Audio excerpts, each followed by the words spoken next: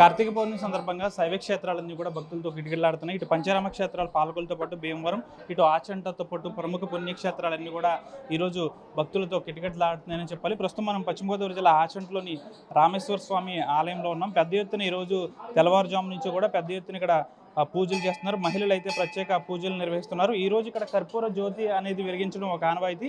ఈ రోజు ఇక్కడ వెలిగించిన కర్పూర జ్యోతి దాదాపు శివరాత్రి వరకు కూడా ఉంటుందని చెప్పాలి. శివరాత్రి వరకు ఉంటుంది. ఇది కాశీలోని విశ్వేశ్వర స్వామి ఆలయంలో మరియు ఇక్కడ ఆచంటలోని ఈ ఆలయంలో మాత్రమే ఉంటుంది. ప్రస్తుతం ఈ పెద్ద ఎత్తున పూజలు అయితే ఇక్కడ చేస్తున్నారని చెప్పాలి. ఉదయం నుంచి మహిళలు పెద్ద ఎత్తున ప్రత్యేక పూజలు నిర్వహిస్తున్నారు. ఆచంట రామేశ్వర స్వామి ఆలయం అంటే రాష్ట్రంలో ఒక ప్రఖ్యాతమైన ఆలయం అని చెప్పాలి. మనం చూసుకోవచ్చు మహిళలు పెద్ద ఎత్తున పూజలు అనేవి చేస్తున్నారు. ప్రస్తుతం అర్చకులు మాధవ్ శర్మ ఉన్నారు. ఈరోజు ప్రత్యేకత ఏంటనేది ఈయన మాటలు అడిగి తెలుసుకున్నాం. సార్, ఈరోజు కార్తీక పౌర్ణమి విశిష్టత ఏంటి? కార్తీక మాసం అంటేనే చాలా విశిష్టమైనటువంటిది. పరమ పవిత్రమైనటువంటి 12 మాసాల్లోకెల్లా హిందూ ధర్మంలో ప్రతి మాసానికి ఒక విశిష్టత ఉంటుంది. అందున ఒక ప్రత్యేకమైనటువంటి విశిష్టమైనటువంటి రోజుగా ఈ కార్తీక మాసాన్ని విశేషంగా చెప్తారు. ఆ కార్తీక మాసంలో పరమ పవిత్రమైనటువంటిది ఈ పౌర్ణమి, ఏకాదశి, పౌర్ణమి, అలాగే సోమవారాలు, ఇవన్నీ కూడా చాలా విశిష్టంగా చెప్పుకుంటూ ఉంటాం. అయితే ఈ పౌర్ణమి నాడు 33 పున్నాల యొక్క వ్రతం అనేటువంటిది చేస్తూ ఉంటారు. కారణం ఏమిటయ్యా అంటే 33 కోట్ల దేవతలు ఎవరైతే ఉన్నారో ఆ దేవతలను పురస్కరించుకుని దానికి ప్రత్యేకగా 33 ఒత్తులు, 360 ఒత్తులు, అంటే మనకి ఆర్బులో జ్యోతిష్శాస్త్రంలో 360 డిగ్రీలతో కలిపినటువంటి ఒక ఆర్బుగా మనం జ్యోతిష్శాస్త్రంలో నక్షత్రాలని అలాగే రాసులని మనం ప్రమాణంగా తీసుకుంటాం. అలా 360 రోజులు కూడా చేయలేనటువంటి వాళ్ళం కాబట్టి, మనం అన్ని రోజులు చేయలేం కాబట్టి ఈ సంసార జీవన సాగరంలో అన్ని రోజులు చేయలేనటువంటి వాడు కనీసం ఈ పౌర్ణమి రోజున, కార్తీక పౌర్ణమి రోజున, కృత్తికా నక్షత్రంతో ఏర్పడినటువంటి కార్తీక పౌర్ణమి రోజున 360 ఒత్తులు వెలిగించి స్వామివారి యొక్క భక్తి ప్రదర్శనల్ని దర్శింపజేస్తూ తద్వారా భగవంతుని యొక్క అనుగ్రహాన్ని పొందడం కోసమే ప్రయత్నం చేస్తూ ఉంటారు. అయితే ప్రతినిత్యము కూడా దీపం పెట్టడం అనేటువంటిది, దీపదానం చేయడం అనేటువంటిది ఉంటుంది. దానికి ప్రత్యేకంగా 33 పున్నాలు అంటారు. ఈ 33 పున్నాలు అంటే 3 సార్లు తిరిగి వస్తుంది. అంటే ఒకసారి 33 అయితే మూడోసారి వచ్చేటప్పటికే జీవితం ఉండదు. కాబట్టి ఈ సకృతమైనటువంటి చాలా చిన్నదైనటువంటి ఈ జీవితంలో ఉన్నప్పుడే మాత్రమే ధార్మికమైనటువంటి శరీర మాధ్యం ఖలు ధర్మ సాధనం అన్నారు. శరీరం ఉండగానే మనం ఆధ్యాత్మిక ధార్మికమైనటువంటి కార్యక్రమాలు చేయాలి అని. నడి వయసులో వచ్చేటువంటి సందర్భంలో రెండోసారి చేయగలుగుతాం, ఇక మూడోసారి మనం చేయలేం. కాబట్టి 33 కోట్ల దేవతల యొక్క ప్రత్యేకగా దీపారాధన అనేటువంటి చేయడం, తద్వారా భగవద్ అనుగ్రహాన్ని పొందడం అనేటువంటిది, ఉపవాసం ఉండడం, కాఠిన్యమైనటువంటి దీక్షతో ఉపవాసం ఉండి సాయంత్రం వరకు నక్షత్ర దర్శనమే నక్తము అంటారు. అంటే నక్షత్ర సంబంధమైనటువంటిది. అంటే నక్షత్ర దర్శనం చేసిన తర్వాత భోజనం చేసేటువంటి అలవాటు కొంతమందికి ఉంటుంది. మర్నాడు భాగ్యం రోజున చేసేటువంటి అలవాటు ఉంటుంది. ఏదేమైనప్పటికీ కూడా ఈ నక్తము, నక్షత్ర దర్శనము అనేటువంటి చాలా విశేషంగా చెప్పబడుతుంది. అంతేకాదు మన ఆచంట రామేశ్వర స్వామి యొక్క ఆలయంలో చాలా విశిష్టమైనటువంటి విషయం ఏమిటయ్యా అంటే కర్పూర జ్యోతి. సహజంగా జ్వాలాతోరణం అనేటువంటి సహజ సిద్ధంగా జరుగుతూ ఉంటుంది.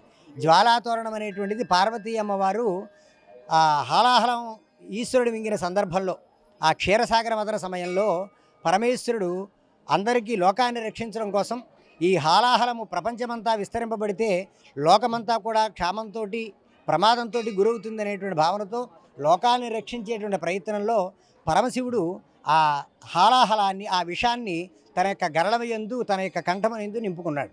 ఈ సందర్భంలో అంత విషాపాతకమైనటువంటి గరళం, ఆ విషము ఈశ్వరుడికి ప్రమాదం కలగజేస్తుందేమో అనేటువంటి భావన చేత పార్వతీ అమ్మవారు నమస్కరించుకుందిట.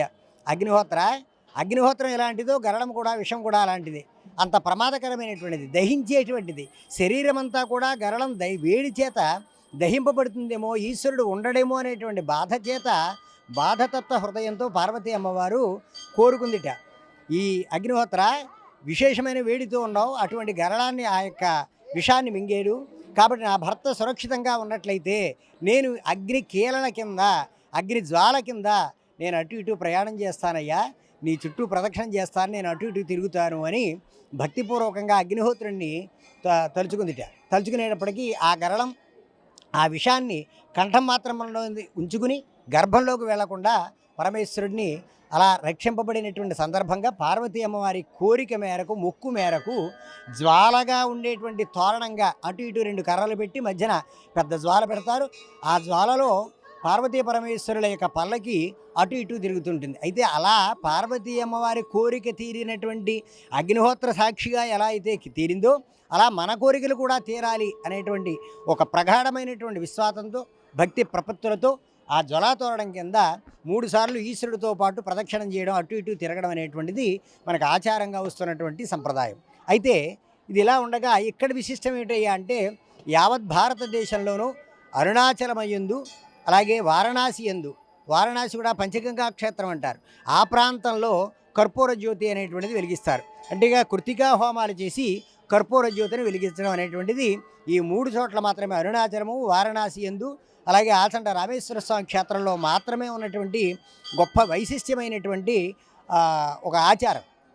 ఇక్కడ ఆ కృతికా దీపం వెలిగించడం వల్ల, కృతికా హోమాలు చేసి దీపం వెలిగించడం వల్ల అది దరిదాపుగా గత కాలంలో అయితే సంవత్సర కాలం తిరిగి వచ్చేది. అంటే నెయ్యి ఇప్పుడు ఉన్నటువంటి ధరవరల కారణంగా కొద్దిగా 4 మాసాలు 5 మాసాలు వస్తుంది, కానీ గతం సంవత్సరం కూడా వచ్చేది అని చాలా అనేక ప్రాంతాల నుంచి అనేక రాష్ట్రాల నుంచి దేశాంతరాల నుంచి వచ్చినటువంటి వారు కూడా తమ యొక్క భక్తి ప్రపత్తులని పరమేశ్వరుడికి జ్యోతి ద్వారా మన జీవితం వెలగాలి, ఆ కాంతి కర్పూర జ్యోతి ఏ విధంగా వెలుగుతుందో ఆ విధమైనటువంటి కాంతి తేజస్వంతంగా మన జీవితాలు కూడా సంసారం కూడా ఉండాలి, మన బాధలన్నీ నివృత్తి చేయబడాలి, పుణ్య ఫలాన్ని పొందాలి అనేటువంటి భక్తిభావనతో అనేక ప్రాంతాల నుంచి వచ్చి ప్రాంతీయులే కదా అనేక ప్రాంతాల నుంచి కర్పూర జ్యోతిలో నెయ్యి వడ్డించుకోవడం అనేటువంటిది ఒక చక్కటి సాంప్రదాయంగా ఉంది. ఇది ఉష్ణశక్తి చైతన్యవంతమైనటువంటిది, ఆధ్యాత్మిక చింతనకి ఒక ప్రత్యేకమైనటువంటి చైతన్య కేంద్రముగా మనకి ఆలయాలు మనకి ప్రదర్శన చేస్తూ ఉంటాయి. కాబట్టి అటువంటి రామేశ్వర స్వామి యొక్క ఆలయంలో ఈ యొక్క విశేషమైనటువంటి కర్పూర జ్యోతి అనేటువంటిది చాలా విశేషం. ఈవేళ చాలామంది ఈ యొక్క పున్నమి దీపాలు వెలిగించుకుని కటిక ఉపవాసం ఉండి జ్వలాతోరణం కింద ప్రయాణం చేసి తమ యొక్క పరిపూర్ణమైనటువంటి భక్తి ప్రపత్తులని ప్రదర్శన చేసి తద్వారా పుణ్యాన్ని పొంది జీవనాన్ని సాగించాలి అనేటువంటి గొప్ప నైతికమైనటువంటి, అంతేకాదు లోకా సమస్త సుఖినో భవంతి, కేవలం ఒక్క వ్యక్తి మాత్రమే జీవనాన్ని ఆనందించాలి అనేటువంటిది కాదు. తద్వారా ఒక వ్యక్తి చేస్తే ఒక్కరి కోసం అందరి కోసం ప్రతి ఒక్కరు. ఈ హిందూ ధర్మంలో ఉన్న గొప్పతనం ఏమిటి అంటే ప్రతి ఒక్కరూ కూడా చేసినటువంటి పుణ్యఫలం అందరికీ సంప్రాప్తింపబడుతుంది, అందరూ చేసినటువంటి పుణ్యఫలం ప్రతి ఒక్కరికి సంప్రాప్తింపబడుతుంది అనే గొప్ప ఆదర్శవంతమైనటువంటి. అంతేకాదు ఈవేళ కొబ్బరి బొండాలు, కొత్తగా వివాహం అయినటువంటి వాళ్ళు కొబ్బరి బొండము, గెలతో ఉన్నటువంటి ముచికలతో ఉన్నటువంటి కొబ్బరి బొండము, అలాగే పసుపు కొమ్ములతో ఉన్నటువంటి పసుపు మొక్క, కంద పిలక, చూడండి ఎంత గొప్పదైనటువంటి ధార్మిక లక్షణాలు సిద్ధాంతాలు మనకున్నాయో హిందూ ధర్మంలో. చూడండి, కొబ్బరికాయ ఒకటి నాటితే కొన్ని వందల కాయలు కాస్తుంది. అలా పిల్లాపాపలతో వృద్ధి చెందాలి సంసారము అనే భావన ఇక్కడ ప్రతీకగా కనబడుతుంది. ప్రతిదానికి కూడా ఒక ఆదర్శవంతమైనటువంటి సూచన కనబడుతుంది. అలాగే పసుపు కొమ్ము స్వామివారికి సమర్పించడం వల్ల, ఒక పసుపు కొమ్ము నాటడం వల్ల భూమిలో అనేక పిలకలు వచ్చి కొన్ని వందల పసుపు కొమ్ములుగా తయారవుతుంది. అలా విరాజిల్లాలి ఈ సంసారము అనేటువంటిది, ఈ ధర్మం అలా విరాజిల్లాలి అనేటువంటిది. అలాగే గుమ్మడికాయ, ఒక్క గుమ్మడికాయ విత్తనానికి భూమిలో నాటినట్లయితే కొన్ని వందల కాయలు కాస్తుంది. ఇదంతా కూడా లోకానికి ఉపయోగం. ఇలా విస్తరింపబడాలి, ధర్మం అనేటువంటి విస్తరింపబడాలి, ధార్మిక చింతన పెంపొందింపబడాలి, మనందరం ఆనందంగా ఉండాలి. అలా ఒకటి కాదు, వారు ఇచ్చేటువంటి వస్తువుల్లో పసుపు కొమ్మ, గుమ్మడికాయ, అలాగే కందపు పిలకలు, ఇలా ఏమి ఇచ్చినప్పటికీ కూడా, అలాగే కొబ్బరికాయ ఏమి ఇచ్చినప్పటికీ కూడా అంతలా నా జీవితం వర్ధిల్లాలి అనేటువంటి సూచనప్రాయంగా చెప్పబడేటువంటి భగవంతుణ్ణి నోటితో కోరుకోకనే దర్శన ఆ పదార్థాల ద్వారా వారి యొక్క కోరికను తెలియపరిచేటువంటి గొప్ప నైతికత, ధార్మికత మనకి ఇందులో కనపడుతూ ఉంటుంది.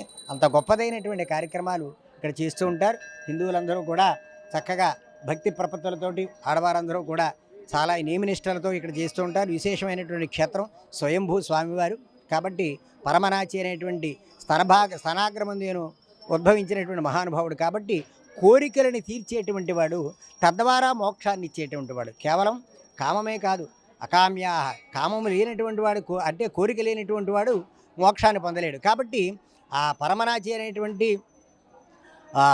వడలింబి అనేటువంటి కథలో కూడా మనకు తెలుస్తూ ఉంటుంది. కాబట్టి కామ్యముతోటే తాదామ్యము చెందినటువంటి భక్తి ప్రపత్తులతో భగవంతుని యొక్క దర్శనాన్ని గావించినటువంటిది. అంటే కామి కానివాడు మోక్ష కామి కాడు అని చేత కామ్యము చేత కోరికల చేత మోక్షాన్ని పొందేటువంటి గొప్పదైనటువంటి క్షేత్రంగా విరాజిల్లుతున్నటువంటి ఆంధ్ర రాష్ట్రంలో మన ఆచంట మండలంలో విరాజిల్లుతున్నటువంటి స్వామివారి యొక్క దివ్య ఆశీస్సులు అందరికీ కూడా కలగాలని సర్వే జనా సుఖినో భవంతు. చరిత్ర సృష్టించినోడు ఇప్పుడు ఆ చరిత్రని తిరగరాయబోతున్నాడు. అబద్ధాల గోడల్ని బద్దల కొట్టి నిజాలను రాగా మీ ముందుంచబోతున్నాడు.